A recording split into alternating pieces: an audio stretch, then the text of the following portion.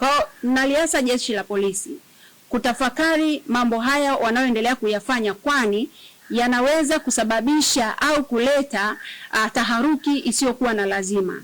Na labda niseme tu, hata kama kungekuwa na masuala ya kimahakama yanayoihusu Chadema ambayo ndio mlezi wa baraza hili, kwa maana baraza ni moja ya wing ambayo iko ndani ya hiki chama, hata kama kesi hii ingekuwepo, bado jeshi la polisi halina mamlaka ya kutoa tafsiri ya mahakama.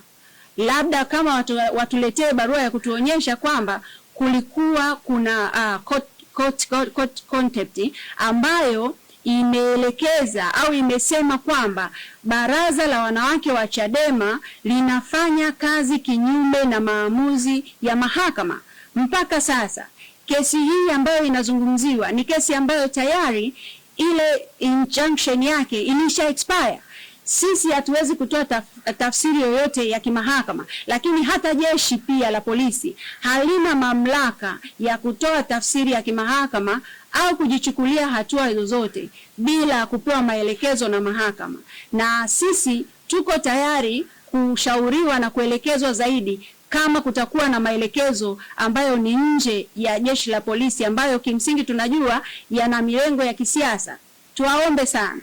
Tunaendelea kusisitiza, wanawake nchi nzima tumejiandaa, tuna mpango wa kusafiri kwenda Msoma kwa ajili ya kusherehekea siku hii ya maadhimisho, na tutakuwa pale kwa sababu tunajua hatujavunja sheria, tunafuata kanuni na taratibu zote za nchi.